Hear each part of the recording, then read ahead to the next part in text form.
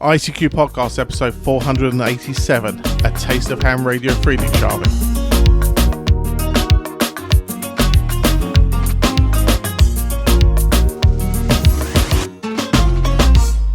Well, hello fellow amateur ham radio enthusiasts, and welcome to episode 487 of the ICQ Amateur Ham Radio Podcast, supported in this episode by Frank Westphal, K6 Foxtrot Whiskey, Ken Delap, KX9 Uniform, Reggie Waller, Golf 6 Yankee Alpha Juliet, and Pete Weston, 2E0 Delta Echo Delta, and of course our important monthly and subscription donations. In this episode we join Martin M1MRB, Dan K6 November Uniform, Caryn KD2 Golf Uniform Tango, and Ed DD5 Lima Papa to discuss the latest amateur ham radio news. Myself, Colin M6BLY, rounds up the news in brief, and this episode's feature is a taste of ham radio Friedrichshafen. Now, before we thank our wonderful donors for supporting this episode, I want to make a production apology to everybody for episode 486 of the ICQ podcast. Unfortunately, we had a technology fail, as some of you might have found out, and we had a very distorted file released first thing in the morning. Thank you for our friends and colleagues and listeners who alerted us as quickly as possible. I was actually travelling. It was my wife's birthday and I took her to Edinburgh. And I say she was very gracious as I ran off to the nearest CAF to rebuild the show as quick as I could. And as I send out that updated file. It's one of the reasons it's really important to be part of the ICQ Podcast newsletter group, because that was the quickest way we could get that news alert out to people to let them know there was a problem with the issue. So I say, if you're not part of that newsletter group, please go to ICQPodcast.com and sign up for the newsletter. And as I say, apologies for that problem on episode 486 for anybody who downloaded the first corrupted file. Well, now we want to thank our donors. So Frank Westphal, K6 Foxtrot Whiskey, sent in a birthday donation for the ICQ Podcast 18th birthday, as did Ken Delap, KX9 Uniform, and he says, enjoy the podcast. He's listened from the beginning and continue on. All the best from 73s. Next time in the UK, hopefully we can have an eyeball QSO. Yeah, no problem at all. Ken, let us know, where and when. There's a lot of US hams that actually bump into us at UK Hamfest. They come over for that, which will be on at the end of September. But let us know when you're heading European way, and we'd love to say hello. Reggie Waller, Golf 6 Yankee Alpha Juliet, and also Pete Weston, 2E0 Delta Echo Delta, also send our birthday wishes as well, so many thanks for that. This month is a very special month. It's our birthday month, as I mentioned. It's the donation drive that keeps us sustained for the rest of the year and tops up those monthly subscription donors we get to keep your ICQ podcast advert-free and independent. So please, please, please show the value you get in your ICQ podcast by going to ICQpodcast.com/donate. Right, well now we're going to join Martin, Dan, Caryn and Ed to discuss and generate thoughts about the latest amateur ham radio news, including German 4-meter band access and Canada reviewing antenna towers. As always, hope you enjoy. Whether it's across the pond or over the channel, the ICQ Podcast is international. Herzlich willkommen in Deutschland. Good evening. 73 de España. By amateurs, for amateurs. Well, hi guys, and welcome to the News Roundtable for the ICQ Podcast, episode 487.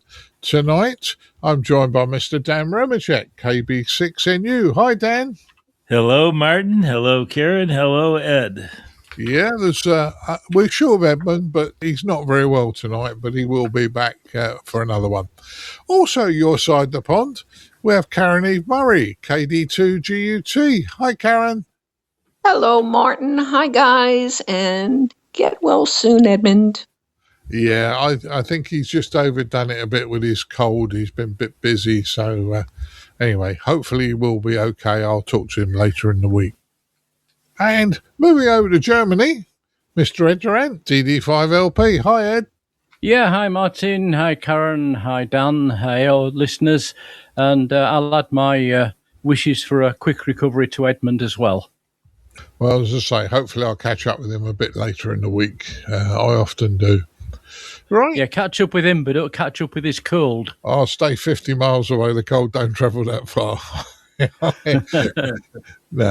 I do need to get down and see him at some point in time, but it won't be this weekend. Right.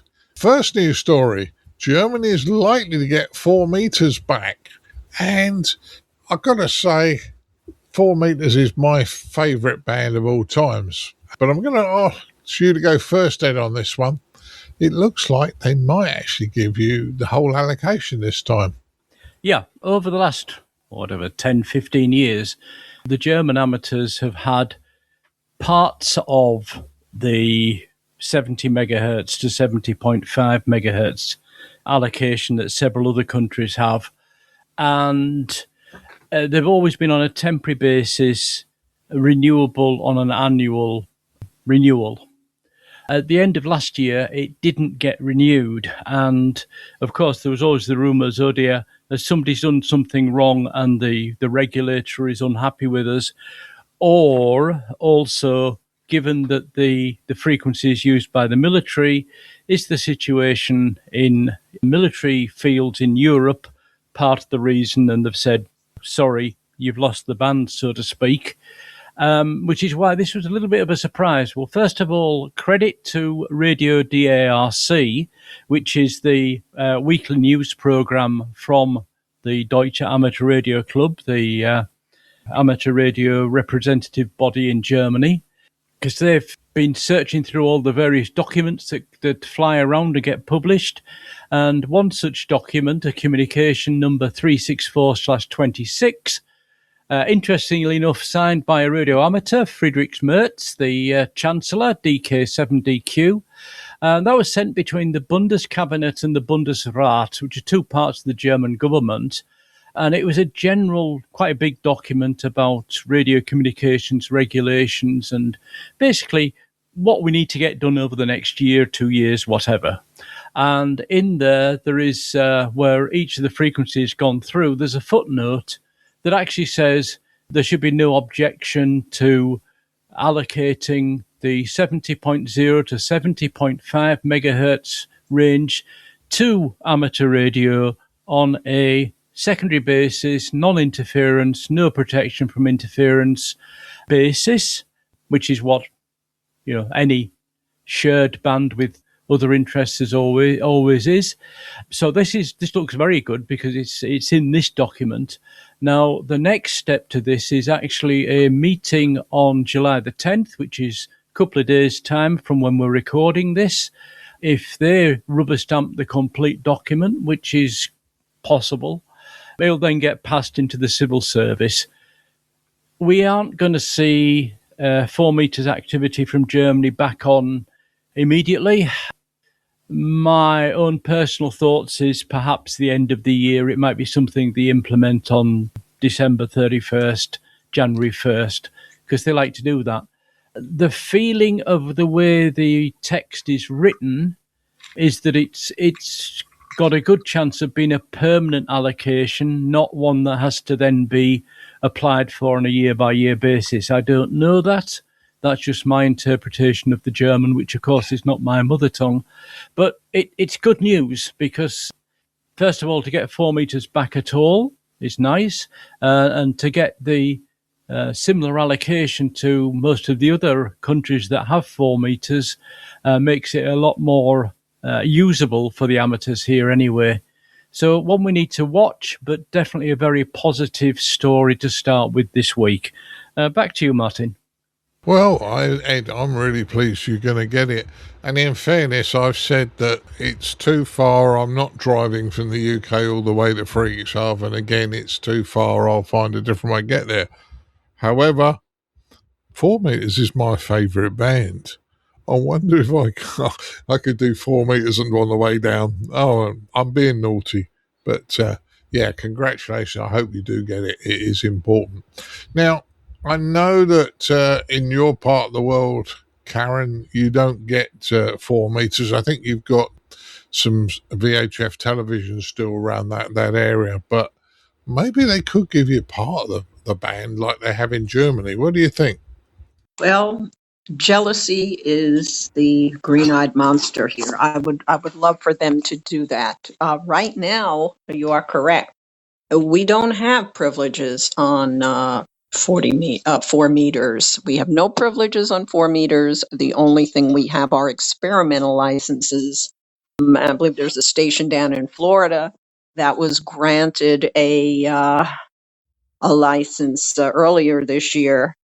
They're studying propagation trends, and it's a good band for that. The fellow down there is looking at propagation, looking at paths for meteor scatter, sporadic E.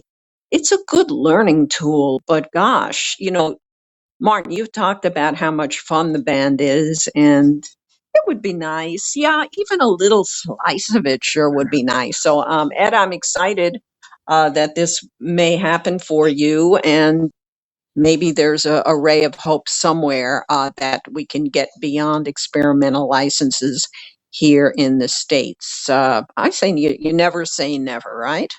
Back to you, Martin. Yeah. Well, I was thinking what you were saying. If you've got a small slice now, you've got your foot in the door. The VHF televisions probably won't be around forever, or television stations won't be around forever. And if the band comes free and you got your foot in the door, maybe. Dan, what's your thoughts on this one?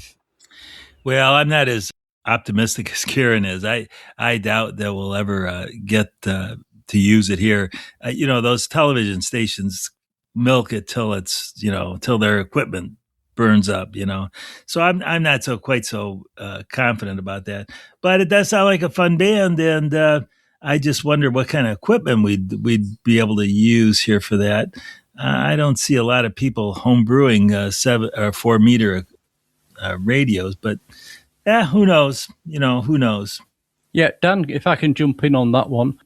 The recently produced Yaesu radios and some of the ICOM radios have 4 meters here in Europe, and therefore in the US, people with those radios would just need a firmware upgrade to get the 4 meter band added. So, for example, the FTDX range, even the Kenwood TS, what's the 880, 980, whatever, the two top of the range ones, can cover 4 meters. IC 7300, the most commonly used amateur radio around, can do 4 meters. I've got that. So 4 meters support is not in every radio, but a lot of radios already have it. But in the US, it's turned off effectively. Sure. Well, that's good news. So if whatever did occur here, we'd be all set to take advantage of it. But like I said, I'm not quite as optimistic. Well, I hear where you're coming from, Dan, and you're probably the sensible one amongst us. I mean, we're all getting quite excited about 4, and I always have been. Going a long way back, my Yaesu FT847 did 4 meters, and certainly the IC 7300 does 4 meters, no problems at all. So, and I also have an Anytone mobile rig, and I can't remember the number, that does 4 meters FM. So, it's good. But you get long contacts on it, usually in the UK. There's not many people on 4, but when they're on for a while. So, good news. Okay. Kind of another interesting story, but eyeball to eyeball off-air QSO party. Well, we talk to people and that's fine, but this is a sociable hobby. So socializing's gotta be good. Caryn, what do you think on this one? Well, one of the good things to come out of the pandemic, there have to be some good things, right? Is this inspired thought by Hugh Owen, Kilo Alpha 3, Tango Whiskey. He created of all things, a Zoom room. I think most of us lived on Zoom for a while during the pandemic, and invited people to do an eyeball QSO there. I think people realized, yes, we have amateur radio, and yes, amateur radio use was up during the pandemic when people were starved for good conversation and good company. But for all of its wonderfulness, Ham radio does not have the visuals. And so Hugh believed that getting together and having an eyeball QSO like that would be safe and wonderful, and people did respond. We wrote about this on Newsline because we wrote about it recently because it appears to be growing and thriving post-pandemic. So clearly hams really do like the eyeball QSO, and not everybody can travel. That's the thing. We loved our eyeball QSOs at the various ham fests around the world. It's great to meet the person who sent you the QSL card. It's great to meet the person you hear on a podcast or see on a video podcast. But just connecting for a good old-fashioned, for lack of a better word, Zoom ragchew or any kind of ragchew online that has a visual element is a very good thing. We are, like it or not, we are social creatures, and we do need this. So people are joining, and at least for now, it's really thriving. I think it'll bring a little more humanity to things. At least I hope so. You hear so much about people battling for space on the bands and QRMing one another and splattering on the bands and having to QSY to find a spot. And here is a little oasis of social grace, we hope.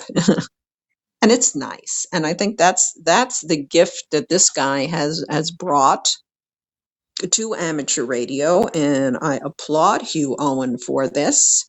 And I hope it'll be around for a while. He is very happy to have people join him. So I'm hoping we have the contact information in the show notes, and check it out.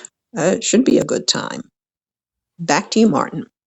Yeah, Caryn. Well, as you said, amateur radio is a social hobby. In fact, it was the first social hobby, I believe. And a lot of clubs, even at my own club, has gone on to having club meetings online, very similar to this. So it's not a dead media. It is nice to see people. And yeah, sometimes it's nice to see the person as well as you're having a chat. And if you're getting involved in asking difficult questions, or as a group of you trying to fix something, it's probably much better to do it on a computer call where you can see each other and show each other what you're doing and one thing or another than it is to, say, block a repeater or a talk group up for hours on end. That's just my thoughts. Dan, what's your thoughts on it? Well, setting aside the fact that I have a face for radio, I do like these Zoom meetings. I participated in quite a few myself already. Our club has one every Saturday morning. I sometimes join that meeting. The Michigan QRP Club has one every Thursday at I think 4 p.m. Eastern Time. I used to belong to a group called Rotarians on Amateur Radio. Actually, I think I'm still a member, and they do their thing on Sunday. But so there's lots of these already out there. This one's sort of more general purpose. And I think I like it. It's a good thing, and the international part about it, and I think there's another group that's even more international here. That's a good thing because here in the States anyway, Part 97.1 lists the purposes of one of the purposes of amateur radio as enhancing international goodwill. So these Zoom meetings certainly do that. Yeah, they certainly do, and the international part is always fun. I mean, I'm not going to labour too long on it because I've mentioned it before. I join the Grumpy Net every now and again that's run in Chicago, or in the Chicago area, Hinsdale, and that's a bit of fun. I'm an international login on it via digital mode, I must admit, but it's all social and it's all discussing amateur radio. And you're certainly grumpy. Yeah, I've got a number and a certificate, Dan. Yeah, I've got a certificate. I'm Grumpy 315. So there you go. There you go. Okay. Ed, what's your thoughts on this? Well, the few points on this actually, because eyeball to eyeball QSO is what we used to call it when we met somebody at a radio rally or a ham festival, or a club meeting, and all of that still happens. Eyeball to eyeball over video equipment has been around long before Zoom ever existed, even before Skype existed. Amateur television has always had that capability, and that's been around in analog form since, 70s, 80s? A long time. Okay, only local, not international. But now amateur television has advanced so much, and we have some very efficient digital amateur television modes now that I'm sure could be routed internationally. So, yes, using a Windows or Linux or whatever PC or Apple PC, Apple computer, yes, you can use Zoom, you can use Jitsi, and it's great that this guy's organised this. Nothing negative on that, but just let you know that, amateur radio was there first before Zoom came along for video conferencing, if you prefer to call it that, through amateur television, albeit half duplex, so only one person transmitting at a time, not 86 of them on one screen. But let's not forget there's another part of the radio hobby that's still around and still progressing with newer technology. Great that Hugh's got this one going. Apparently he set it up during the COVID pandemic and has kept it going on a weekly basis since then. But it's not the only one. We've also got, who's this, K3BEQ is also online with a very similar thing, building a global community with video conferencing. And I'm sure there's others as well. There's also club meetings online, as you've mentioned. So, this is fast becoming part of everyday culture. And why shouldn't we use it for our hobby, for things that, it's maybe easy to show something, construction even, via a online club meeting than it is to actually go then to a hamfest or whatever to see something, or to go around to the club meeting in person to see something. So let's look at it as a tool. And what would be nice if somebody could actually produce an index or whatever of all these different QSO parties, they're calling them, video conferencing meetings about amateur radio. It would be nice if one of the magazines maybe came out with a list of the various ones that are available, and good luck to them. But let's not forget amateur TV. Back to you, Martin.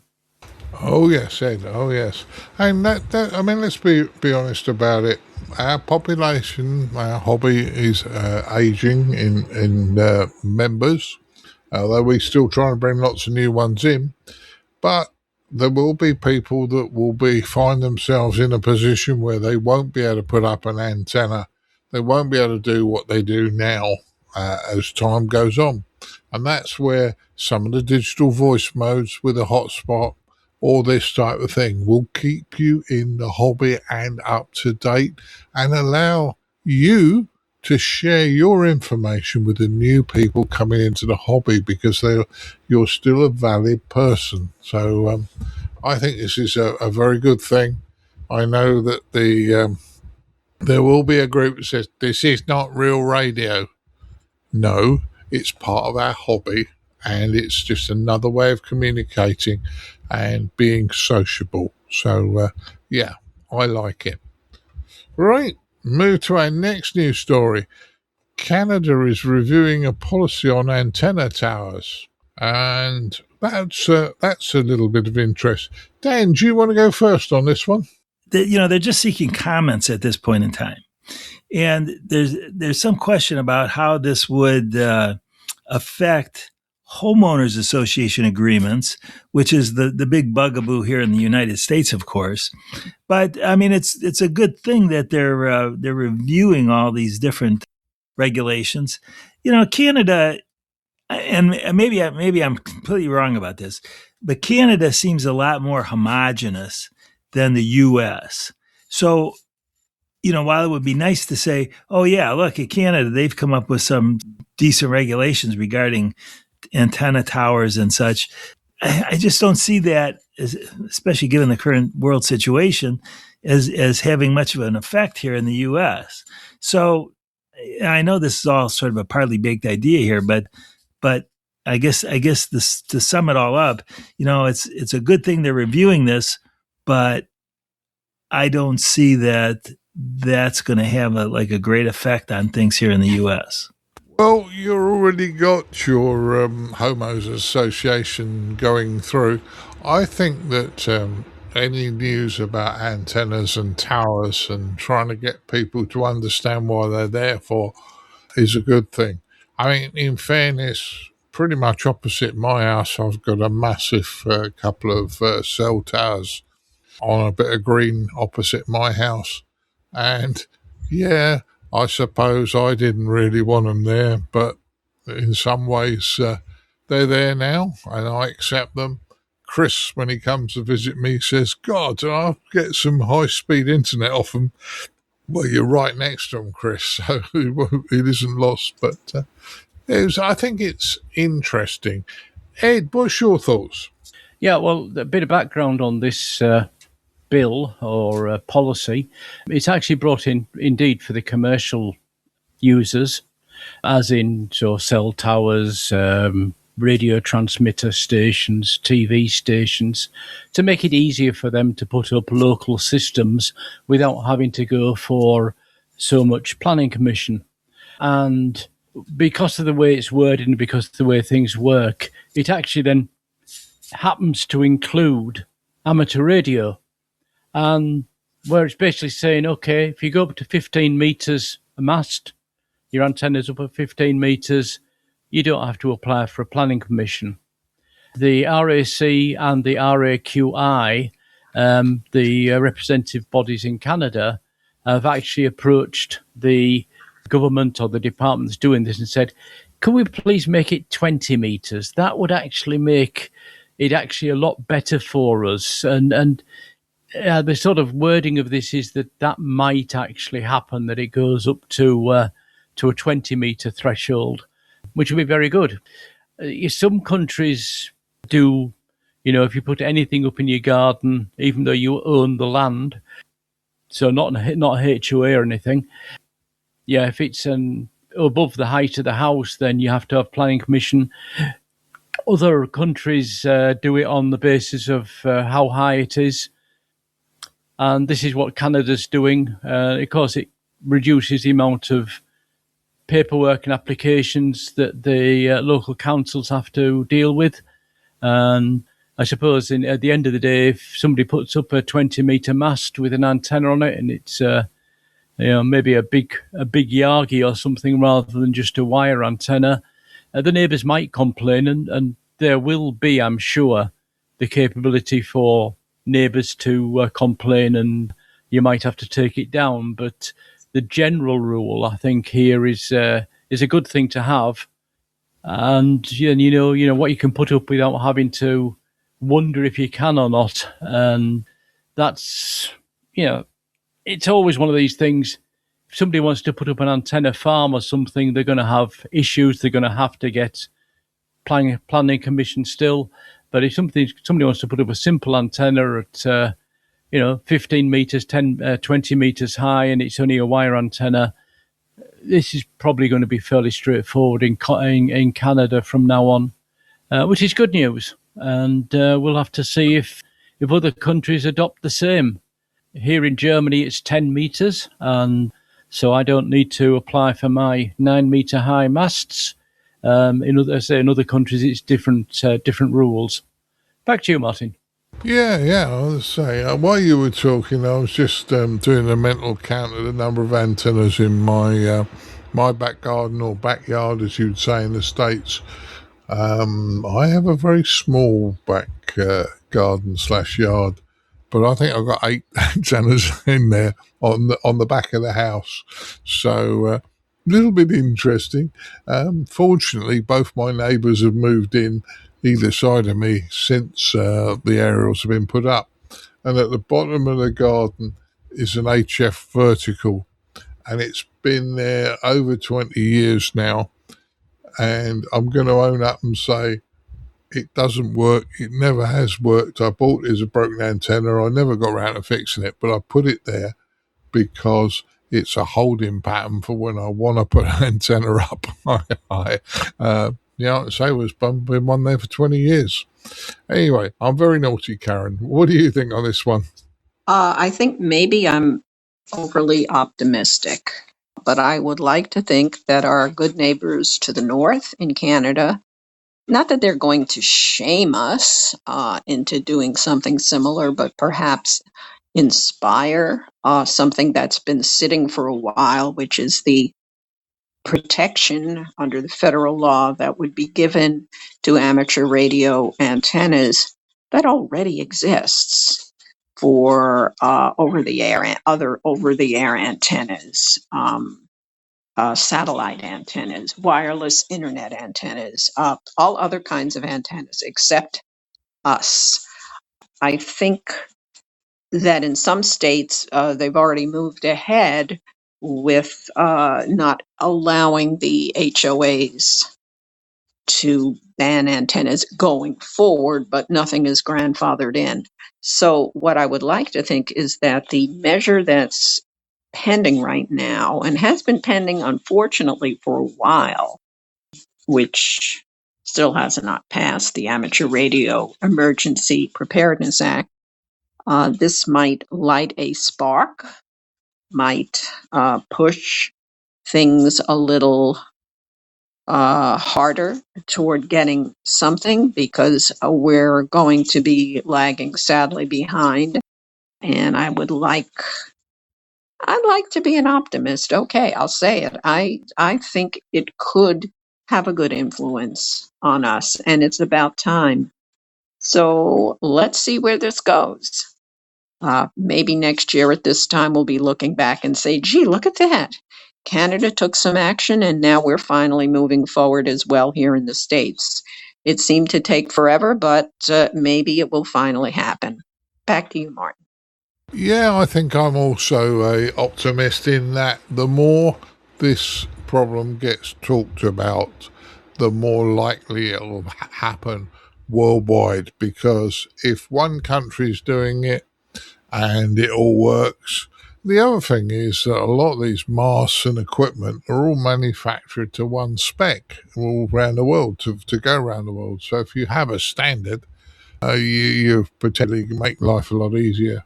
Well, the manufacturers will have an easier life. And secondly, let's hope it does, because the more we talk about it, the more likely people will listen, and hopefully something will get done about it. So that's where I think I want to go on that one.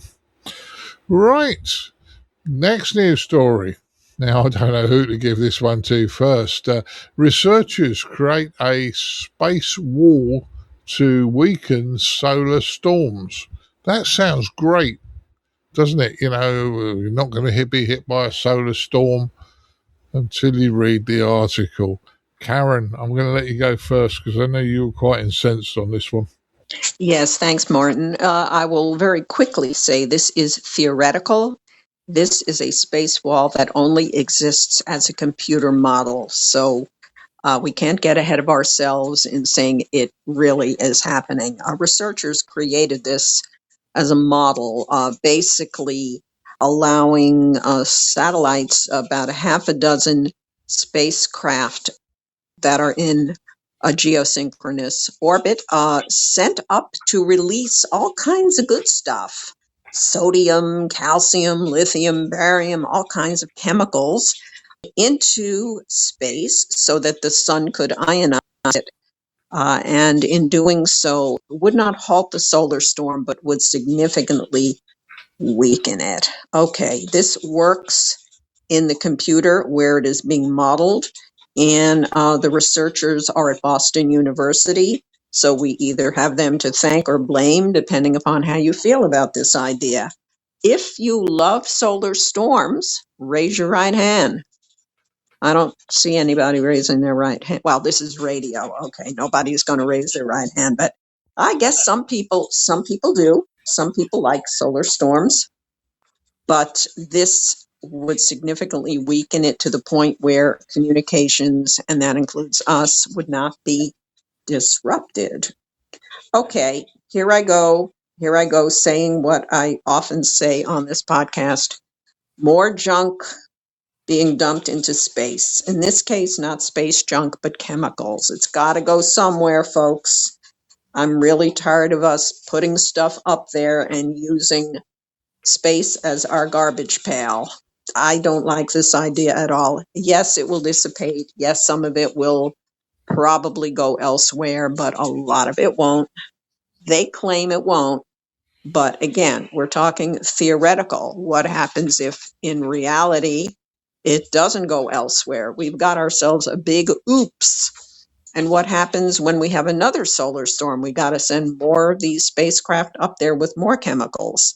So I love the science behind this. I love the brainy people who think of these things. I think in that respect, it's magnificent. And I think it's to be respected. A lot of smart people doing great things, but I don't think this is one of them. Not at all. Back to you, Martin. Yeah, as you say, it's only speculation at the moment. It's modelled in a laboratory on a computer. Interesting there. Ed, what's your thoughts on it? Yeah, I mean, the key point that Caryn mentioned there is this is only 6 satellites, or spacecraft as they're called, so they might not be satellites, but in geosynchronous orbit, which means they're an awful long way out. The majority of satellites that are swarming around the Earth at the moment are actually in a LEO, low Earth orbit satellites. Is this meant?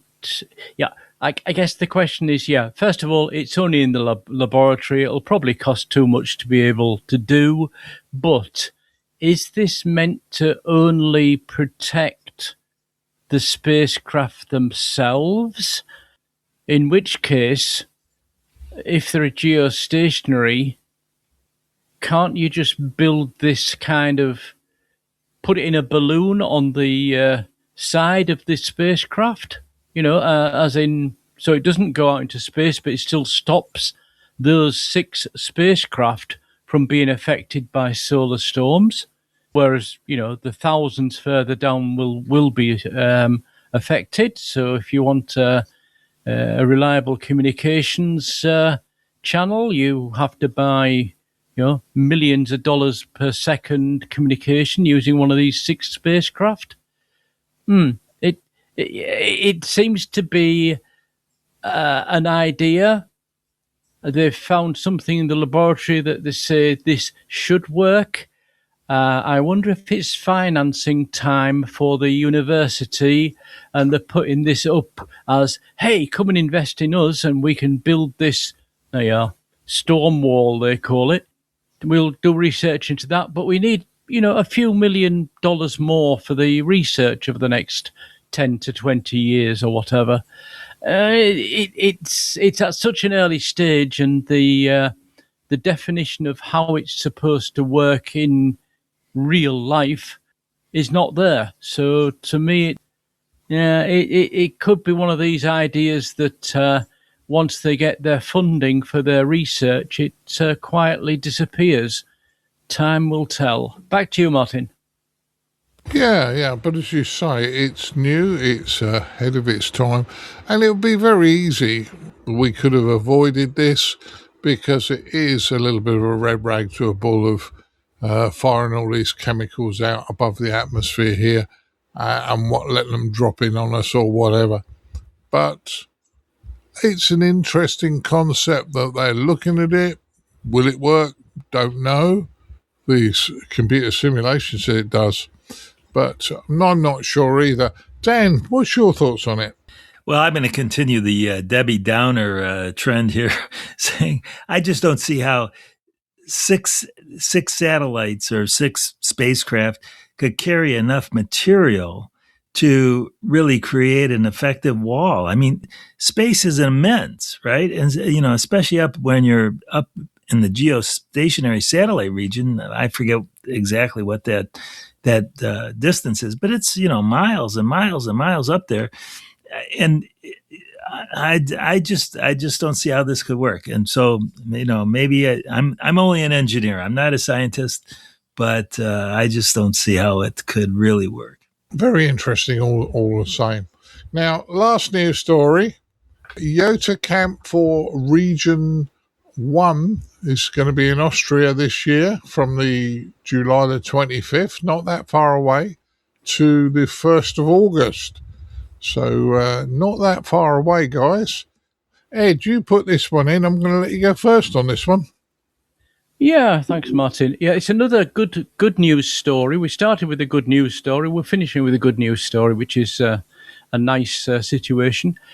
Okay, YOTA, Youth on the Air, or Youngsters on the Air, depending which part of the world you come from, have a summer camp every year, or certainly Region 1 does. I think Region 2 does as well. I'm not sure about Region 3, perhaps in the meantime as well. But the principle of these camps worldwide are all the same, that they're bringing young people together from different countries so they can work together and learn together and also enjoy the time together. This isn't the first time that Austria has hosted the youth camp for IARU Region 1, and they've put on an even bigger show this time than, or they will be doing, than they did the last time round. So they've got things like they've managed to get hold of a military truck with a 42-metre mast stroke tower on the back of it, just for the camp radio station, and there's a 9-element HF Yagi on top of it. More importantly, I believe it's about 100 attendees. They will get the opportunity, or they will be, building QMX Pluses. Now, Martin's mentioned the QMX Plus radio from QRP Labs from Hans Summers, G0UPL. And I checked with Hans before I put this in our list to make sure it's okay to let everybody know. Hans has supported YOTA for many years, and YOTA camps. I think this is maybe the third or the fourth one he's supported with supplying kits, and he's also going to be there to help the campers build the kits so that they're all working. And at the end of the day, these young people from the different nations around IARU Region 1, and there are also some invited from Region 2 and Region 3 as well, I believe. They're going to be going home with a working QMX plus an end-fed antenna, power bank, and a microphone and a Morse key. So they're actually going home with a QRP station after this. But that's not all that's happened in the event. The basis of the event is to have people from different countries enjoy themselves together, learn together, and it doesn't matter whether there's some political argument going on between the governments of the countries these young people come from. And isn't that also the principle of amateur radio? So it's to promote that. And they also will get out to see tours of the areas and various attractions. I can only say I wish I was around, or I wish they'd started doing these when I was young enough to be qualify as a young person. That's a long time ago. But I find this really great from the volunteers in the YOTA group. It's associated with IARU, and also the various sponsors, including Hans, of course, and other sponsors of the YOTA camp, that they put this on every year in a different country. And it's a very good thing for the hobby, and it's also something that's very good PR. If only we could find a way of getting information about this into national news broadcasts in around the world, because it's something very special. Okay, that's the end of my sermon. I'll pass it back to Martin. Yeah, no problems, Ed. Well, as I say, we were discussing this before we recorded the podcast.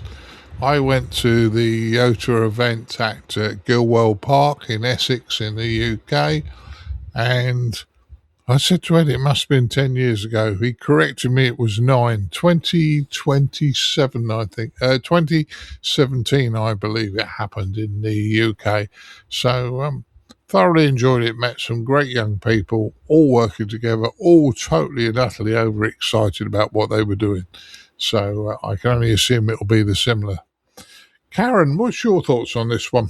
Well, Martin, seeing that the camp is for people under the age of 26, I don't think any of us qualify, but it sure sounds tempting. I would like to suggest that a group be formed called YOTA, Oldsters on the Air, and I want to be among the people signing up for that. There's nothing bad you can say about this, really. The kids are really super lucky. It sounds like a great time. And gosh, I hope everybody listening will make radio contact with them when they do get on the air, because that's a big thrill too. Not much else to say. I love it. I love it. I hope they have a good time. I guess there are going to be about 80 of them. Back to you, Martin. Yeah, I'll say it's all positive. Dan, final words on this one? Well, you know what? I like this idea about oldsters on the air. Maybe somebody could figure out a way to do that. The only other comment I have is, I want to be Hans Summers when I grow up. This guy is amazing. He's obviously technically quite the engineer, and now he's doing this thing with YOTA, and he's got a successful company that makes really inexpensive radios. I mean, the guy's just amazing. So, kudos to Hans, and I hope this whole YOTA camp goes off really well. I'm sure it will. So that's my comment. Yeah. Well, as I say, it's a good comment there, Dan, and it'll be a good event. And once again, yes, we have a lot of time for Hans Summers. I've met Hans many times, and what I like about Hans is his products are good, but he's not in your face, look how clever I am when you talk to him. He's a real down-to-earth guy. He listens as much as he gives advice. If you suggest something, he'll go away and think about it and maybe implement it. And the other thing I like about the QMX Plus is it's not just on the shelf and that's it. He's adding to it all the time. So there's been a few firmware releases recently. He's now added AM to it. You could say, so what? But it's an extra thing. It's not a dead product. And I think the youngsters are going to have real great fun building this, because it is a very good radio. And once it works, the receiver on it's very, very good. As the transmitter works very, very well. So I think all in all, that's going to be a great one. So, I say thank you to Hans for supporting this. Right, that concludes our news stories. Let's see what the guys have been up to since the last time we spoke on the podcast. What have you been up to, Caryn? Martin, I wish I could say I attended YOTA, Oldsters on the Air Camp. Maybe next year. I just to follow up very quickly on what we were talking about, when I did go to camp as a kid, I came home with an ashtray that I made, or a clay pot. I think a QMX is definitely several steps up from even a lanyard. Oh my God, I think about the junk I brought home from camp. But anyway, what have I been up to? Well, I've been doing battle with, like the rest of us, terrestrial weather and solar weather. We could use that storm wall. I'm just kidding. We don't want those chemicals. We had a terrible heat wave, as I know folks in Europe have suffered through that as well. So I have been indoors, and I have not ventured out unless I absolutely had to. But fortunately, we had a way to keep busy. We have had 2 special event stations going on, and one of them just concluded. That was 13 Colonies, and I was one of the K2A activators.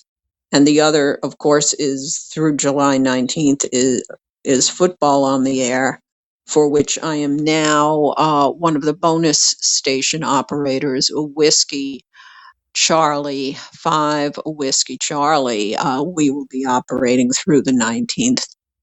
The main frustration here has been terrible propagation.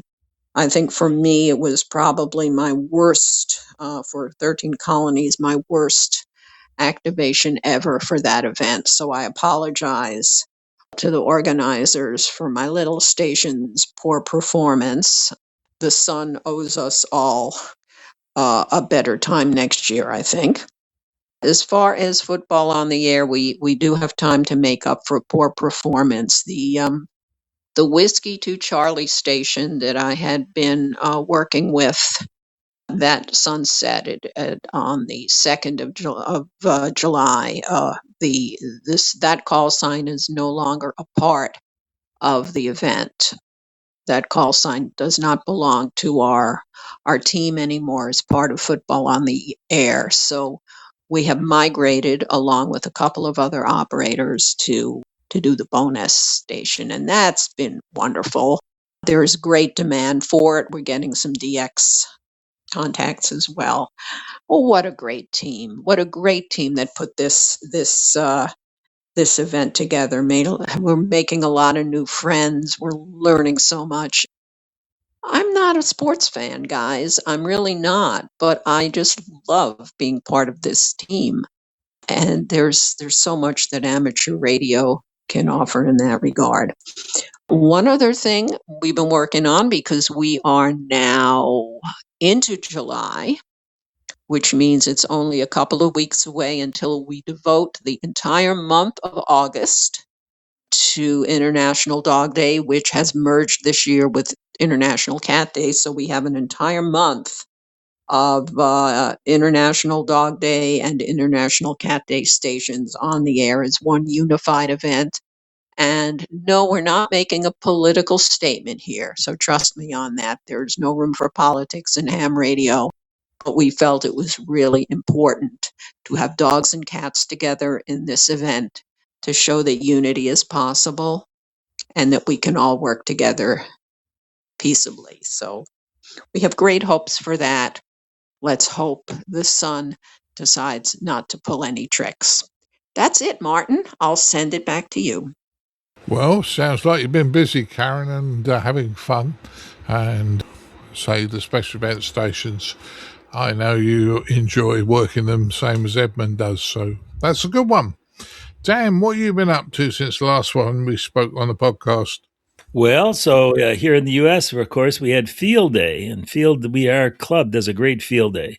This year we were 5 Alpha. We had 5 stations running, including and the GOTA station. So we actually had 6 stations altogether.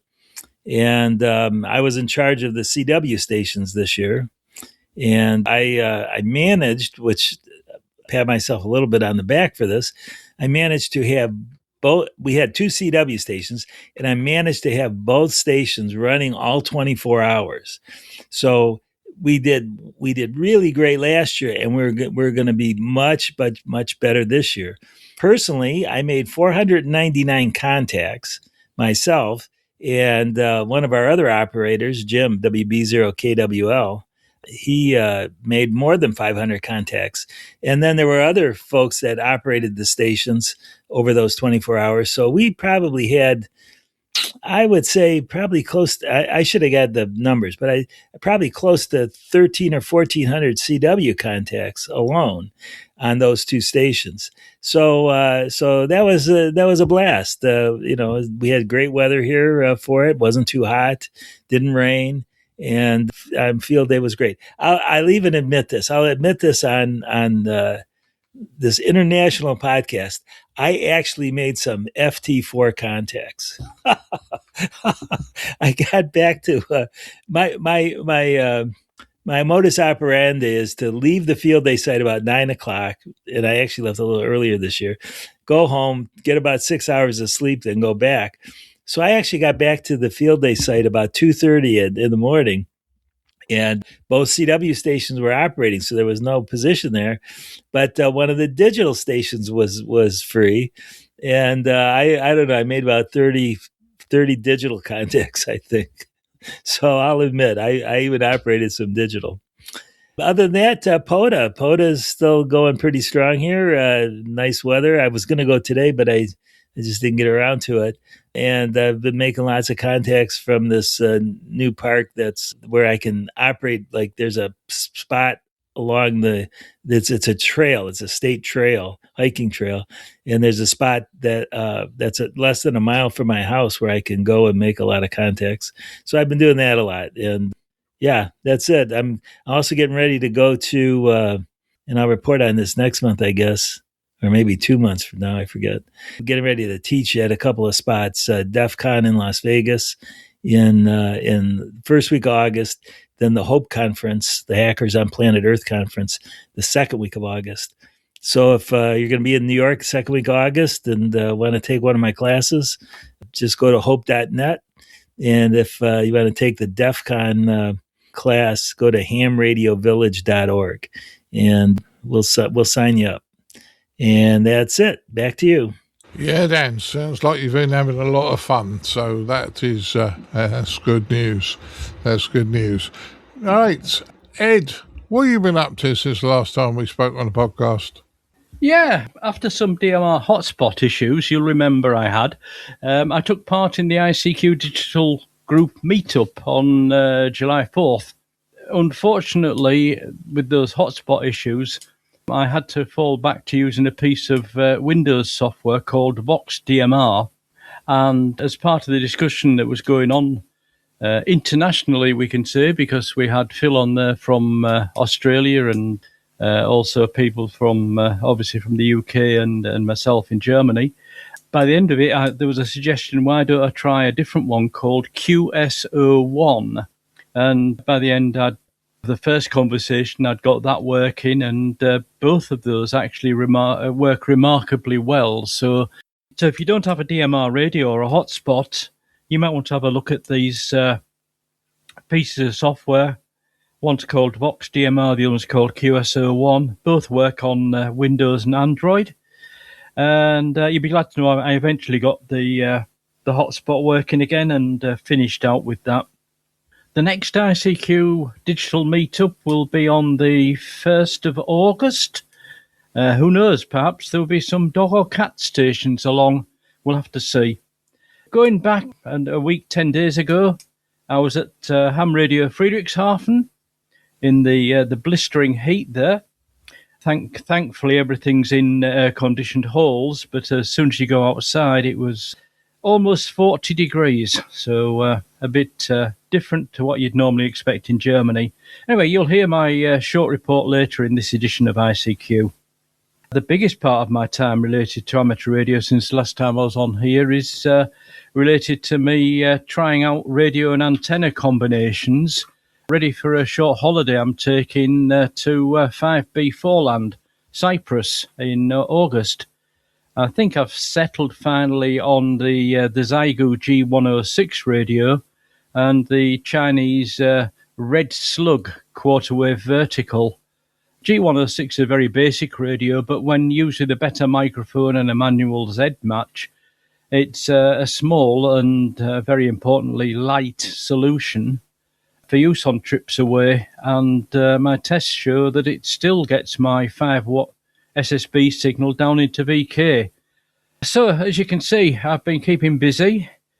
Okay, I can now pass it over to Martin. Martin, what have you been doing since last time? Well, similar bits and pieces. I did take part in the Digital Talk Group Net last Saturday. I was there for the full 4 hours. I usually am. I'm glad. I don't mean this nastily, guys, but the first few we did it for 12 hours and it nearly wrecked me after the first couple. So we do it for 4 hours and, people can come along, join in, have a chat and leave when they need to. So that was good fun.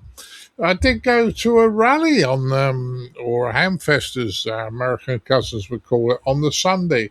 My friend Phil in the UK, not Phil in Australia, turned up at my house. Originally, he was supposed to turn up at 6 o'clock to pick me up in the morning. He was here at 5:30, a bit overexcited, but we went down. I went to help him. Phil's helped me on the number of events I've done in the UK, and it's nice to just repay the help. And he's a great guy. Had a chat with him, and it was great fun. And we went down to Newbury. I spent most of the time socialising with people I knew. So it was, in fairness, I did buy one item. And you're all going to laugh at me. I bought a Tasio machine, a coffee maker. Now, it was supposedly only ever used once. I dispute it because I run a cleaning thing through it, and it was absolutely virginal when I looked at it. And seeing as they retail for in excess of £50, and the guy only wanted 10 for it, I thought it was worth a try. So I did end up with a Tasio machine. No amateur radio stuff. I did dribble over a digital bench multimeter. I got quite excited about it, and then I went, well, you know what, I've got one anyway, so why do I want another one? But I didn't buy it in the end.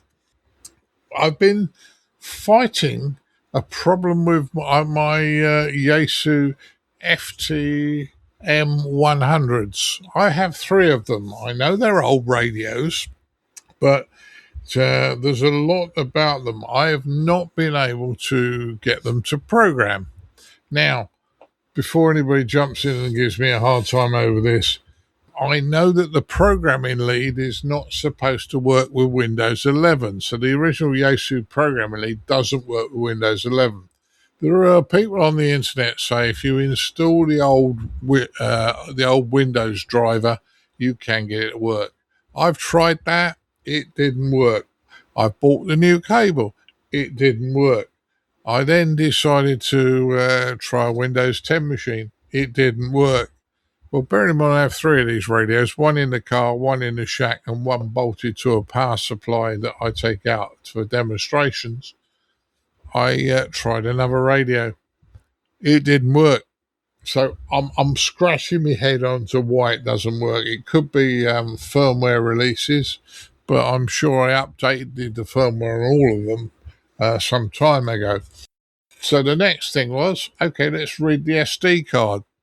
So you can format the SD card in the radio, you can write to it, and you can read it says the files there on the computer. When you look at put the SD card into SD card reader, it's all there, and then it goes no error, and it doesn't read it into the software. So I spent far too long on this. I haven't given up, but it's just bugging me because I know I've done it in the past. I know it worked in the past. I've got all the same gear, and it should work. I've also been looking at one of the guys at the club gave me a 2 meter linear and a 6 meter linear and said, could I check it out for him? And I've had a quick look. It appears to be okay, but without any circuitry or information, he's just sort of given me the box and said, there you go. So can't really tell whether it's in spec or not, but things seem to be working. And last but not least, this weekend as the podcast goes out, Colin and I will be up in the Cambridgeshire area at WRTC 2026, trying to get some information for you guys. And hopefully, early part of next week, there should be a second extra podcast out for you. So if you guys are listening this far in, you'll know that you might be getting an extra one next week as well. So there we go. So that's what I've been up to, guys. So all that's left for me to do is to thank the guys for turning up and move to the next part of the podcast. I'd like to thank Mr. Dan Romanchik KB6NU. Well, thanks, Martin, for having me. No problems at all, Dan. I'd also like to thank Caryn Eve Murray, KD2GUT. Thank you, Martin. Everybody, stay cool. We'll try. I hope you haven't heard the noise from the 2 fans that are blowing air across me, but I don't think that's come out so far. And last but not least, I'd like to thank Mr. Ed Durrant, DD5LP, 40 degrees in Friedrichshafen. Ed, whoa. Yeah, it's cooled down since then, but it's going to get hot again. Thanks for the invite, Martin. Until the next time. Yep, cheers, Ed. All right then, guys, 73s, and we'll catch you again soon. 73, guys. 73. 73. Keep your amateur ham radio podcast advert free by donating less than a length of coax. Visit www.ICQPodcast.com/donate now. For all the news, links and information, visit www.ICQPodcast.com. And now it's time to have a look at the news in brief from me, Colin M6BOY. Start with news here that RSGB convention taking place in October will feature a Finding Radio Frequency Interference workshop using a SDRPlay. So it's a opportunity to get practical advice on identifying the sources and mitigating the effects of radio frequency interference. So say if you're interested in this, you'll need to attend the RSGB convention and sign up for it. It's interesting being marked as a members only event. Now I thought, I say most members do go to RSGB convention, but it does appear though that you may need to be a member as well as paying to go to convention to get onto, as I say, this talk. We'll put links to this for you on the ICQPodcast.com webpage, so you can check out where to find out information from there. Now, you might remember a few episodes ago we spoke about the Oscar Locator, which was a web-based program for finding, as I say, the Oscar satellites. Now, they've got a companion tool which closes the loop between the on-screen simulator and a classic paper tracker. So you can produce printable base maps, range circles, path, arc sheets, physical components of the traditional Oscar Locator, as well as vector PDFs generated entirely in the browser. So this is, I say, the work that AMSAT have been doing in relation to expanding the Oscar Locator work. And so it allows you to build a set of sheets and a station based upon Maidenhead grid squares, latitude and longitude via the browser geolocation. So a lot of good technical stuff in there for tracking satellites. So we'll put a link to this for you on the ICQ Podcast website, so you can check out where to find, as I say, this new web generator.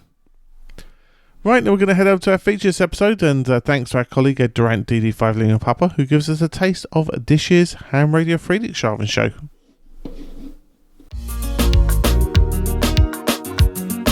And now for this episode's feature from the ICQ Podcast.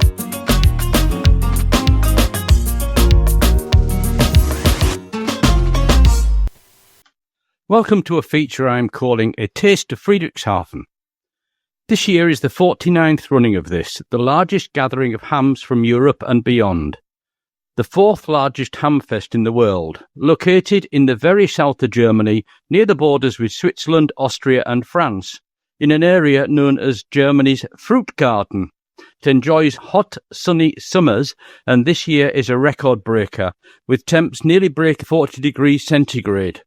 Luckily, the ham radio event takes place in the air-conditioned halls of the Neue Messe, with all the facilities such a facility brings. You only need to go out in the heat if you want to eat and drink in the beer garden rather than at one of the restaurants inside. This is a year that the UK-based ICQ podcast team don't attend. They will be back in full audio and video force for the special 50th running of the Ham Radio Friedrichshafen next year. So being alone this year, I only interviewed where I saw new and interesting products. The big manufacturers such as ICOM, Yaesu and Flex were in attendance, but we covered their offerings in detail last year, and nothing new in actual live equipment was being shown. As this is in audio only, single person, simple recording action, the audio quality with some background noise is not up to ICQ's usual standard. But some would say this adds to the feeling of being there. So let's get started with an interview with George, KJ6VU of Sierra Radio Systems, who was sharing the Flex stand to present a plug-and-play solution called iShare Radio for remote control of the Flex radio range. George, hello. Hi, Ed. iShare Radio. What's different with that to whatever else is on the market? Why is your solution better? Oh, that's a great question. Well, so we're really focused on remote station operation. And when we started looking at the situation a couple of years ago and wanting to remote my own station, I looked at what kind of radio to use and how to set up the remote station. And I had done a lot of control systems in the past for repeater systems. And so that sort of thing, kind of helped me understand what to do. But I started out getting a flex radio because that seemed like the best radio to remote. And it turns out even today, it's probably the easiest radio to remote. So that was the starting point. But when you get the flex radio, the radio is only your first step. But that's all people think about is like, how do I remote the radio? Well, once you get past that, there's a whole bunch of other problems you run into. So how do I turn the radio on and off remotely? How do I know what's the condition around the radio, like the temperature, the power supply or battery voltages? I want to be able to switch different antennas. So there's a bunch of physical control and monitoring stuff that I wanted to be able to do for my own station. And so I started designing some hardware and software to do that. So that came along nicely over a couple of years, and we launched a product a year ago called the Station Controller that does that. And that's from your Sierra Radio. Yeah, that's right. So my company is Sierra Radio Systems. And we've been operating under that name for over 20 years, making repeater controllers. And so the Station Controller was kind of a natural outgrowth of that, having experience in embedded systems. And so then we came out with that Station Controller. Once you do that, then there's a whole bunch of other problems you run into, which is you want to loan your radio virtually to other people. So one of the nice things about the Flex Radio is I can set up my radio at home and I could let you operate remotely from across the country or across the world. And there's a bunch of challenges that come with that. So for example, to do that, I have to give you login credentials, my login credentials to my radio. Well, if it's just you, I trust you, that's not really a big deal. But if I'm a club and I want to let my 20 members use my remote radio, I really don't want to give everybody my one login. So that's a problem. I mean, would that be extended perhaps if somebody wants to make a service out of this, that they could have people paying a subscription to use the radio from time to time, and that security then is very important? Absolutely. And in fact, that's exactly what we did. So we started with a clean sheet of paper and said, okay, if we were going to make the ideal remote control environment for a club from multiple users, and by the way, a club could be 20 people you don't hardly know, or it could be your 3 best friends. The problems are the same. Yeah. So we made a list of the big things we wanted to do to make that whole process easier. And it all starts with everybody has to have their own login ID and everybody has their own privileges. So for example, if you have a different license class between 2 different people using the radio, you want to control the radio and not allow people to transmit out of their band. But that's not the same band for everybody. There's different class of licenses. You may have different band edge requirements or different power output limitations. Yeah. And so we need a way on a user-by-user basis to control all that. We also need to be able to book the availability of the radio. So if I want to use the radio in 3 weeks on a Saturday during the contest, maybe you do also. Well, who gets to use the radio? So we need a scheduling calendar system to allow people to reserve radios. Then we need to integrate that whole cockpit with that station controller. So if you want to let your users turn the station on and off or change antennas, if those features are available to them, then those need to be connected to the station controller hardware. So those were really the first 4 big goals for us. So it was multi-user authentication. It was no need for VPN, actually. It was calendaring, station control, and administrating the radio, watching what it does even when the owner is not monitoring it. Then the 5th thing we did, once all that was kind of in place, we thought, while we're at it, we can actually put in a reservation system with a fee structure that would allow the owner of the radio to put their radio on the market for rental. And that's not required at all. That's just totally an option. And so you can make your radio available to others for free, or you can charge them by the hour for access.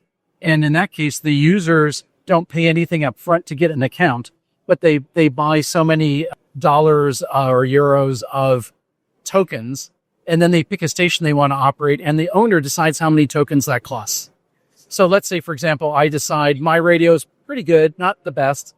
I'm going to charge $10 an hour to access it. So to be clear on this is not a remote control solution for one system. This is a or it can be a network of stations around the world, and the central point of all the security and routing of the controls almost is where iShare radio software comes in. So you can have, you can think about the simple cases. I have a radio. I want to use my radio. I want to share it with my best friends. And eventually I want to put it online for people to rent it if I want to. So that's kind of the simple use case. as things get more complex, like I have a group of half a dozen friends that all have Flex radios in Canada and the United States. We all want to share each other's radios.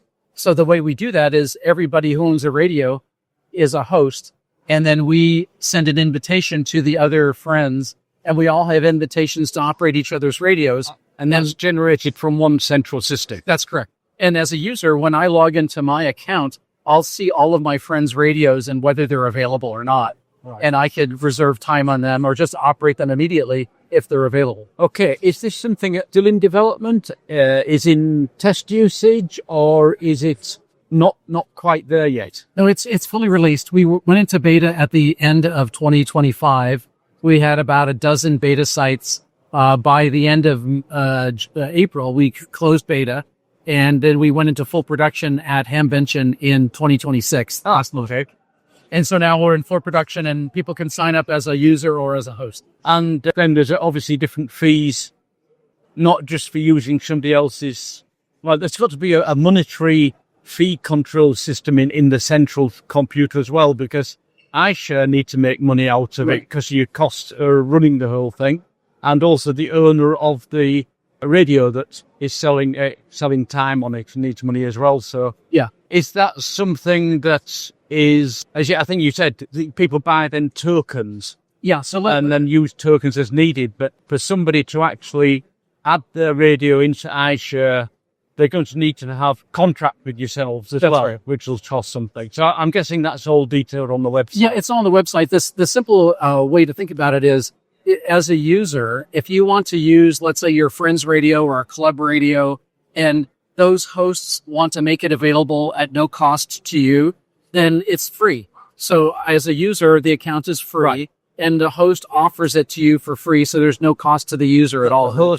Every host buys a subscription. It's an annual subscription, right, and there's small, medium, large, depending on how many users you want to support. So the smallest, for example, is for the host and 2 other people to use that person's radio, and that's $99 a year for the host. Yeah. So if it's like myself and my best friend and my father, the 3 of us are going to share my radio, the total cost is, to me, it's $99 a year, and that's it. Because it's linked to your station controller, which I know is a hardware-based device, certain stations have different antenna switching, different rotator control. That's taken care of then in the hardware, and the client itself is probably going to be the same thing. Because to actually access this remote radio, right, you do it from a computer screen. Yes. And is that any platform, Mac, Windows, or Linux, or is it only one? So right now, as far as radios go, the iShare radio software supports Flex Radio only today. And then if you add the station controller, the station controller comes through the iShare Radio webpage, right, and the owner of the station decides how many of those physical controls and meters are exposed to the user. So the simple situation could be that as an owner of the radio, I have a vertical antenna, and I don't give any control of the physical environment to the user. You strictly log in. I have one radio. I've got one antenna. It just works. Right. There's really nothing for you as the user to change, except you just change bands and operate. If it's a little bit more sophisticated, where maybe I have 2 or 3 antennas and I have an antenna switch and I want to make that available as a feature to the user, as the owner of the station, I can expose those switch controls through iShare Radio's dashboard, so the user can now select the antenna. And that's all at the discretion of the owner of what they allow the user to do. But at the user end, they will be using a Windows PC, a Linux PC, a Mac PC. Yeah, so the access to our iShare Radio software is through a web page. It doesn't matter what the client is. It could be a Mac, it could be Linux, it could be a tablet, it could be a phone, it could be Windows. Anything works fine. We're mainly running on compute platforms for the iShare Radio control to the radio. So that means Windows and Linux today, Raspberry Pi today, and then Mac is coming in a quarter. So we're working on the Mac release. We just aren't finished with that yet. Good. So approximately how many customers do you currently have on board? And are you going to be looking at having to scale up the central system to handle the new business? Yeah, I think right now we're running all of this on a commercial, cloud service provider. So it's all, we can get as much bandwidth as we want to buy. So that's really not an issue. It's totally scalable. Yeah. We've had, since Handvention, we've had several dozen people sign up as users, probably somewhere between 10 and 20 hosts, I think, and maybe more. I'm not sure the exact statistics, but somewhere in that ballpark. Here at Friedrichshafen today, I had one gentleman who went through the demonstration and wanted to sign up right on the floor, and I had to tell him to go to the web page and sign up. So he's running a contest station, and he wants his club members to use it, and they have issues, security issues, and this solves a lot of the problems. Right. So it seemed like a really good thing for them. Do you have any the customers that are doing de-expeditions, for example? Because we are seeing lots of remote controlled de-expedition stations. Yeah, nobody that I know of has done that, but we've had a few people who've built ribs, the radios in box kind of things, and rolled their own station controller hardware. Exactly. Yeah. And you know, when you're doing like the first shot to the moon, you build everything. But eventually, when people are doing this kind of more mass, then they want an off-the-shelf solution. That's really what we're focused on, is providing our off-the-shelf hardware or software or both. And a rib could be a use case for this, for sure. It certainly would solve a lot of the remote software access issues for users. But even for the hardware control, it could be used for that too. Okay, thanks, George. That's given us a very full picture. Where do the listeners go to find out more information? So there's two websites you go to. So the company is Sierra Radio Systems. So to get there, you can go to sierraradio.net, N-E-T. And you can also go to the iShare Radio webpage, ISHARERADIO, iShareRadio.com. And everything is there. Okay, thanks a lot, George. Thanks, Ed. The next interview is with a friend from the podcast, Graham from BHI Limited, and he has some news on a change to the basic headphones in his range. Hello, everyone, from hot Germany, but, you know, coming from hot England, it doesn't make a difference. So, yes, we have this HP1, which has been an amazing seller for us, a nice, low-cost, comfortable pair of standard comms headphones. And we found from the factory, having paid for another batch, actually, sorry, we can't make them. But they did me proud, and basically the same headphones that the noise-cancelling version has the electronics in, they've basically let us have the basic headphone without the noise-cancelling, so we know it's comfortable. And it's called the HP2, so it's a standard comms headphone, not foldable, but it's still comfortable and wired. It's slightly more expensive. Quality's good. We know the head covers are comfortable because the noise-cancelling version people like and haven't said anything. So, yeah, we're happy. We've got something to replace it. And those are not noise cancelling, but you do still have your complete noise cancelling, noise reduction range. Yes, actually, I've last year was the first trial of having an exhibition in a suitcase, and it went well. So this year I fine-tuned it, 26 kilos, and the whole exhibition kit was in my suitcase. Bit of a stretch carrying other bags with clothes in, but so yes, we've got our range of noise cancelling products here on demo. And as far as the future goes, we have got the DSP-KR Mark II nearly ready to sort of get pre-production on. It's been a long time coming, so it'll be watch this space for a new DSP noise cancelling unit. It's sometime this year with a bit of luck. And that's a unit that goes in line then with your own speakers? No, this is going to be a standalone DSP noise cancelling speaker, 10 watts audio. Okay. It's basically an upgrade of the original DSP-KR. It'll be the Mark II with some extra additions like bypass, which the other one didn't have. And also, what else was the controls are a bit easier to use, and we know. Okay, so where do all our listeners go to find full information? Your website? Yes, so a comprehensive list of everything on our website. When the HP2 headphones are available now, the DSP-KR Mark II would be up there when it's ready. Yeah, so it's www.bhi-ltd.com, or try any of our reputable dealers in the UK or overseas. Wemo in Germany. Yep. Okay, thanks, Graham. Nice to talk to you as always. Thank you, Ed. Yeah, and you. Cheers. Cheers, mate.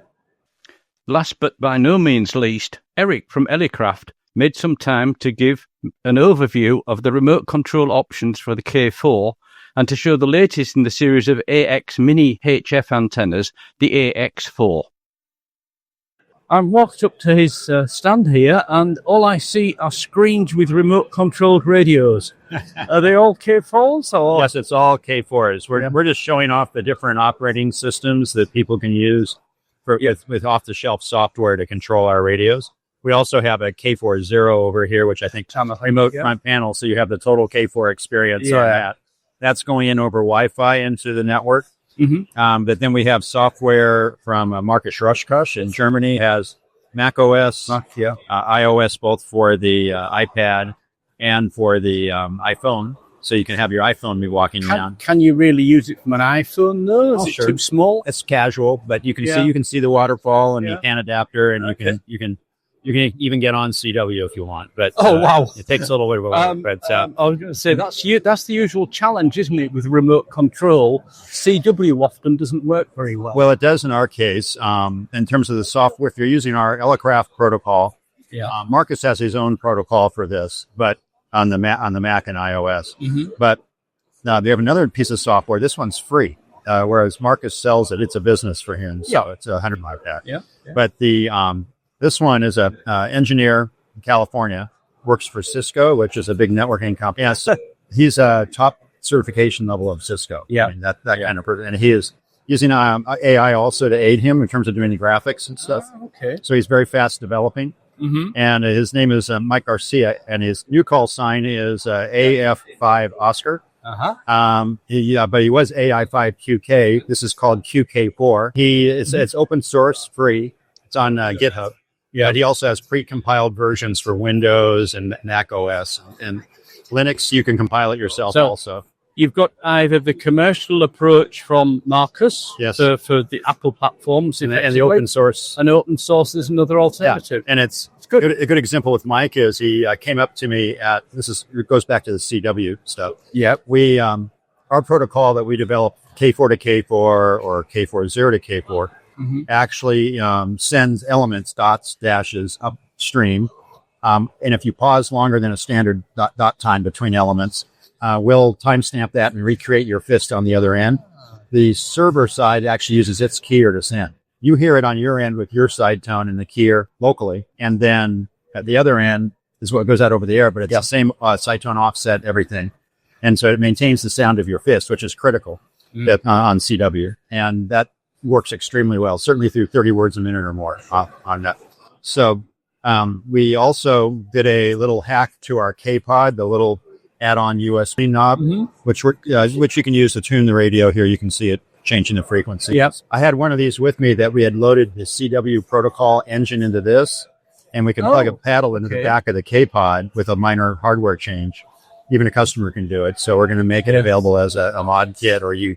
All right. Okay, so that's something very new from you. I started working on this last year. It was an internal project. It's using the same protocol, though, because we use the same microprocessor in our K-Pod tuning knob. Right. And so we could just add the keyer. We retasked the little jack we had on the back with a couple that had a couple of outputs, so free drain outputs. Yep. You take out the little transistors, the surface mount one, jumper across it. Straight key, we actually timestamp the transitions. And he had that done. I gave it to him. I gave him a copy at Dayton, Ohio show. He came by the booth. I had not met him face to face until then. And by that night, he had it all done in a new software release. He's fast. Yeah. So anyway, Mike, he's active on some of the groups.io, Ellicraft groups, K4 group stuff, and a number of other places too. So it's nice to see outside developers doing that. It's good. It's expanding, isn't it? It's the family. Yeah. And the other thing I've heard about is that you've got a new mini antenna. Yes, we do. It's the AX4. We can wander down hold that if you want to look. So obviously we're just on audio here, but this is that's unfortunate. This is it's sort of like a big brother to the AX3 portable antenna that we showed you guys. I mean, I think we saw the AX1 when you first brought it out as well. Yeah, that's over there. It's all grown a little all the way along, and they've been very popular. Antennas. This one looks like a spaceship. Well, this is like an AX3, but for 100 watts. Okay. And I would, on data mode, I would say probably run it around 50 watts. Our manual actually gives the exact power range you want to use. It's basically got 40 meter through 10 meter coverage if you have an Ellicraft radio with a good auto tuner in it. Right. It's got a 2.5 meter width. So it's much longer than we had on these. You can see the difference between these two here with the AX3 next to it. Yeah. So it's good. So the whip collapsed down, and you've got these pieces here. I'm just collapsing the whip down to its minimum length, which is probably about what it's about a foot. Yeah, about a foot or so. Yeah. You have that. We have a clamp that goes with it for like a POTA on a bench. You can have a bench somewhere. You can add that, or you can put it. This is on a camera tripod. So that's why they had it on here. I don't sell the tripod. No. Okay. Yeah, and like on the AX3, rather than having a slide switch, which you can wear out, especially if you're matching a short antenna on 40 meters with a lot of current in it. We have these, just like on the AX3, where you had a rotating. This is a short, and actually, it adds up more inductance, right? You can see that obviously here. So the most basic here would be with just one of these toroids on it. Is this just a display model? I'm looking at this with Eric. This is actually a production model. Okay, because you can actually see the toroids inside. Yeah, rather than it just being a black tube. Yeah, we actually have a laser cut piece of, off of a tube of like maybe a couple 2.5 centimeter or 2 centimeter, probably 2.5 centimeter, 1 inch acrylic. Yeah. And so it's a half cut of that. That goes in here and mounts into this 3D printed case. This is a production unit. I mean, this is what it's going to look like. And quite usable. It's got, of course, a built-in lug for your ground wire. Yeah. And we supplied, I believe, with 4 of BNC in here, and I'm going to have I have a cable for it that's going to be about 6 feet. So if you're on a park bench, you're running higher power, you can move it away from your head. Yeah. And so your maximum power rating on this is 100 watts. 100 watts on sideband CW. Yeah, I've been CW. FD8. If you go into data with a half heavy data modes, you might want to back off a little bit. It depends on your SWR more than anything else. We've tested this. We've also at all the SWR curves, and this does not overheat. Key down for 5 minutes, it's fine. But we've also got a choke balun, so you don't want to have any. On a shorter antenna, you're going to get some common mode on your coax. So you don't want to have your key biting your hand. So to be off of that, this is basically just a very large toroid coax wound. So it's just classic. You'll call it a balun, but in it way it is. But so on one-to-one balun or a choke, basically the same. So that's how it looks like. For the mechanics and everything else on this, it's obviously a little bit. You still have your hands, so a little bit beefier. But the bottom line is, you can now, for the POTA crowd, which many of those people do want to run a higher power radio, especially on sideband, that this is a quick way for them to get on and quickly deploy and set up on a park bench and then go on to the next part. So the base clamp actually screws into that, and you can actually select different spacings, and you can basically pick the spacing that goes to the bottom on here. Because the listeners can't really see this, but Eric's just showing me how adaptable the mount, the table mount is. Yeah, the table mount, it's basically a clamp for the lip of the table. It's a clamp for the lip of the table, but even the piece that you screw up and down has different positions that will go into the clamp. So very... Yeah, it's very nice. Well thought out, I would say. Yeah, we tend to do that. So. Yeah. That's the new stuff, and I've been showing off the HD option here. It's getting closer to reality. I was going to ask, is that it's not vaporware, but the last few years you've been working hard on it. It's evolved quite a bit. The problem is it's been labor who's available to work on it, and I'll be up. So the fire drill of the moment usually in any production company. So that slows me down a little bit, but it's going quite. We're just finishing the software up for it. I have some long lead time parts we have to order for it to get in.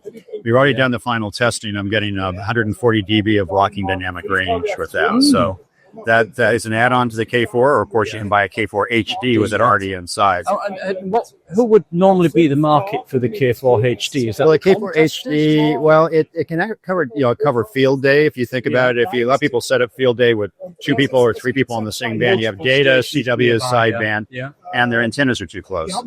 So this gives you that additional blocking dynamic range. Or think about it on a 2-meter repeater when you pull up next to the car, your buddy's talking to you on. And all of a sudden, you can't hear the repeater because he's desensing the front of your radio. That's what blocking dynamic range covers. When you say, how far does the signal have to be above our noise floor before you start to see the first increment of any reduction in gain on the receive? And K4 is no slouch. It does well. And I've had a lot of field day operations and stuff.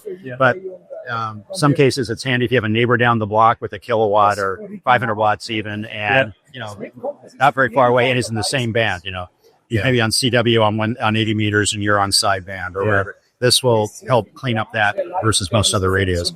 And it also has the K3S noise blanker, hardware noise blanker on it too. So Okay. we're giving you more tools in your tool bag to be able to. But when it is released, it is then the top of the range for your. Yes, it is. For the K4. Yeah. It's the one that everybody dreams of having. Exactly. And you'd be surprised how many people act on their dreams and buy a high-end part of it.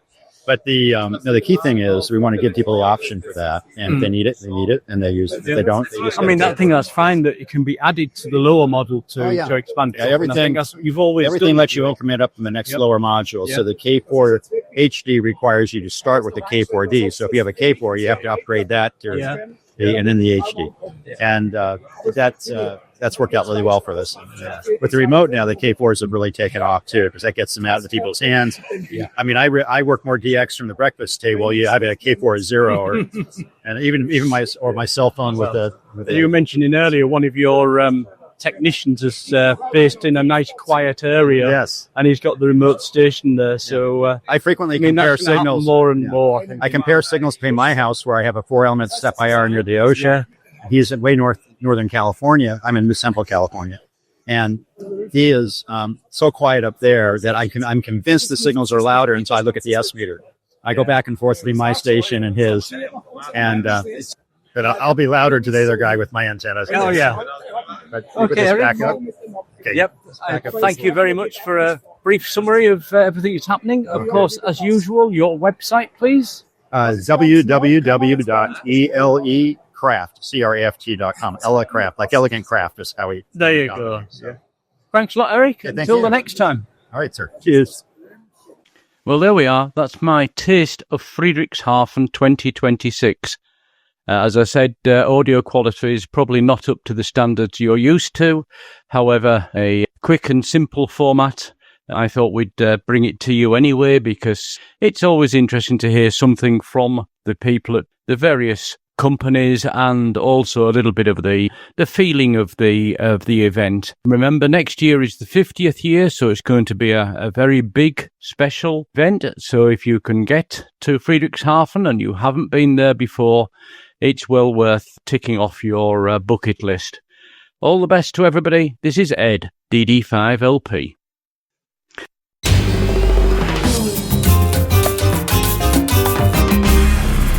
The ICQ Amateur Ham Radio Podcast, serving the amateur ham radio community fortnightly since 2008. Well, many thanks there to our friend and colleague Ed Durrant, DD5 Lima Papa, for his flavour and taste of Ham Radio 2025 in Friedrichshafen this year. Wasn't able to get to it myself. I know you were the same, Dad, but sounds it was great fun as always in Germany. And something we'll have to have a little thinking about and see if we can get back there for next year, if it's going to be that good. Yeah, and it's the 50th anniversary of Friedrichshafen next year, so Ed's sort of almost told everybody we're going, Colin. Well, yeah, we'll have to start looking up to see if we can get some good affordable accommodation and some cheap flights as well. Or, failing that, a big trailer if you're going to go to the flea market. That'd be the big question, won't it? Will be. Exactly. We'd like to thank everybody that joined us on the Digital Talk Group Net last Saturday. And we've got the next one coming up. It's going to be on Saturday, the 1st of August. And so you can go to ICQPodcast.com to find out all the details about how you can join that Digital Talk Group Net and have a chat with your fellow listeners and catch your ICQ podcast team. You never know, you might be lucky, a bit like your favourite sports team. You might just catch your favourite presenter and have a natter of them as well and tell them about what you're up to in the hobby. So we'd love to have you on board on the 1st of August. Now, it's your very kind support and donations that keep your ICQ podcast advert free. Our monthly subscription donors provide us with a base every episode. But this month of July, is really important to us. It's our birthday month. We're now 18 years old, which means we're legally allowed to vote and drive cars and all sorts of things, and depending on which country I suppose you're in. But as I say, it's a really important month to us. Which is our highest donation month and sustains us for the rest of the year. More importantly, to keep us advert free. So we'd like to thank Frank Westpole, K6 Foxtrot Whiskey, Ken Delap, KX9 Uniform, Reggie Waller, Golf 6 Yankee Alpha Juliet, and Pete Weston, to Echo 0 Delta Echo Delta, those long-run monthly subscription owners have done a wonderful job by helping us keep the show advert-free.